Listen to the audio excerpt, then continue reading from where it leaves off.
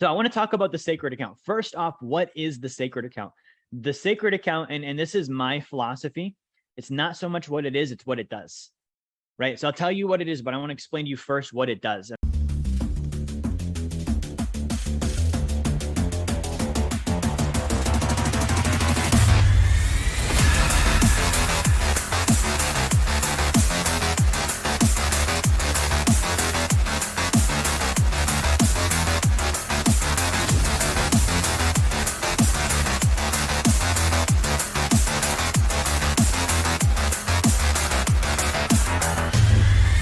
Right? So you have money that you save. We have this thing called the triangle of wealth.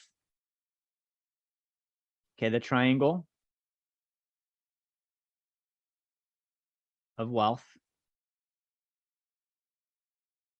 And the triangle of wealth looks like this, guys. There's three simple things that we all need to do. We all need to earn. We all need to save. And we all need to invest. That's it. Like if you did just these things, you would be totally fine. You would build wealth automatically. Okay. Now, with this whole triangle of wealth, earning is the powerful one. Okay. Like this is the one, if I increase my income, I increase my saving, I increase my investing. Right. So I tell people earning is the gas pedal. The more income I can earn, I can save more, I can invest more, I can do so many other things. Earning is like the number one thing I need to be able to do. Now, earning, contrary to popular belief, doesn't come from corporations or the government or some magical fairy tale of opportunity that only some people have. Earning comes through adding value to others and getting in exchange with them. Doesn't matter. And like none of the other stuff matters, right? So yesterday, as an example, my car had a flat tire, right? And I needed to get it fixed. And I called the dealership and I was like, hey, I need a flat tire. And the dealership was not of value to me. Okay. I called them and they were like, oh, you need a new tire. You need a new wheel, you need a new sensor, the whole thing's shot. It's going to cost you $800 plus taxes and towing. So basically they wanted $1,000 to fix my right front tire. Okay. I will tell you, the dealership did not earn income yesterday. I didn't go to them. I called someone else, right? Now, the guy I called was this Mexican dude, has a shop down the road. I sent him a picture. He's like, yeah, I can fix this in 20 minutes. It'll cost you like $50. Okay. He had the opportunity there and he took advantage of it. The dealership didn't. And here's why I point that out. The dealership, this giant established multi-million-dollar corporation, blew an $800 sale because they weren't thinking about adding value. They weren't thinking about this person needs help. How do I help them? How do I get in exchange with them? Instead, they were thinking about how do we get as much money out of this guy, even if it means being dishonest. That's not earning, that's theft. Right? Like if I would have done business with them, not knowing there was another alternative and I found out later, I wouldn't have been like feeling good about it. Right? So I go to this Mexican guy's shop. I don't care that he's Mexican. I don't care that it's not the dealership. I don't care about anything. He can help me.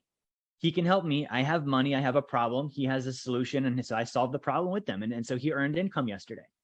Right? Now, when you earn income, you need to then be able to save it. Right? Traditionally, where do we save? Think about where do we save? If we save anything at all, we usually give money to two people, actually three people. One of them is unintentional. Before anybody else, the first person that gets our money is the IRS. Income tax, right? Now, this is ironic, but for some people, this is their form of saving. They get something at the beginning of each year in springtime called a tax refund. And if they didn't get a tax refund, they would have no savings. Right? A tax refund means that I gave the IRS too much of my money all year long. I charged them zero interest. They paid me nothing to hold it. And at the end of the year, they give it back to me and say, oh, sorry, we took too much. Here's your refund. And they expect me to celebrate. Okay. So that's the first way that most people actually save is through a tax refund, which is unintentional. Like this is literally like the lowest form of responsibility when it comes to saving possible is the tax refund. The next one, what do we do next? We usually put it in a 401k plan. Comes right out of our paycheck. Before we even get paid, where does it go? That goes to Wall Street, right? The IRS and Wall Street are in business together, right? Literally Wall Street, they commit fraud, and the penalties for committing fraud in a bookkeeping sense, they build it as a cost of goods sold. Like they're like, okay, we're going to pay, $100 million in fines. As long as we can make more than that committing fraud, we're going to do it. Right? So we give our money to Wall Street. We now not only like, and I don't want to ride the fraud thing, like that's whatever, right? But I can't touch that till I'm 60. I've got no control over it. The guy that I was talking to yesterday, He's like, dude, I lost 20 grand last week in my retirement account. Right? Like he's got the ups and downs happening. There's not control there. I learned this the hard way. You have to have control over your assets. You can't have assets that aren't backed by something. You've got to have real things, real value back behind the assets. So when I give money to Wall Street, that's not the case. Okay. The third group most people save with is the bank. Right now, this is more like an afterthought. Most people who save in the bank, they save their leftovers, meaning they earn their income, they pay their taxes, they put the money in the 401k, they spend everything, and then whatever's left, they leave in a checking account or a savings account. And in a bank, what are they making? They're making 0.01% per year in interest. If you made more than $10 on that interest, you're going to pay taxes on that piddly little number, right? And while you put it there, the bank, they're investing it. Okay, they're loaning it out. They're putting it into markets. They're trading foreign currencies and stocks and all sorts of things. The number one buyer and owner of whole life insurance, which is what we're going to talk about today, is banks.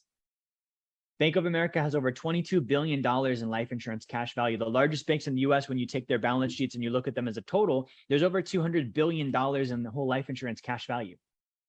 For Bank of America, they own more life insurance cash value than they own real estate. Think about this. Like, this is a serious, like, that's a big statement. Why are they doing this? And you have to look at this. We're going to dive into today, like the reasons why and what they're using it for and how we can do similar strategies. But with saving, here's the number one thing is cut out the middleman, right? Get rid of the middleman. The middleman, who is the middleman? The middleman is the IRS taking your paycheck and giving it back to you at the end of the year. Get rid of that. Okay. Don't get a tax refund. I would rather owe and have to pay them and have kept my money all year long and made money with it so I could afford to pay them. Right? Or break even where I don't owe them anything and they don't give me anything back. Okay. Who's another middleman? Wall Street. Okay. I give money to Wall Street in my 401k. They're going to invest it on my behalf when I'm 60. What if I cut them out and just invest in myself? What if I do something like a self-directed IRA or a self-directed 401k? Right? What's another middleman? The bank. Like, why would I loan my money to the bank for 0.01% a year so that they can go make double and triple digits on it and pay me this tiny little return? I could cut them out. I could go buy the life insurance myself. I could go do the real estate investing and lending myself. If you're wondering, what does Wealth Dynamics do? How can we actually help you? Number one, if you haven't gotten a copy of my book, Blueprint to Financial Freedom, grab one now. You can get that down in the comments in the video. You can get the link for that. And finally, if you have a desire to start getting help walking through these different phases toward financial freedom, book a call with my team. Go to our website, set up a call. We're able to help out and answer questions. That's how we can help you. Thank you for watching. Like, share, subscribe. Make sure you turn notifications on, and I will talk to you guys on the next video.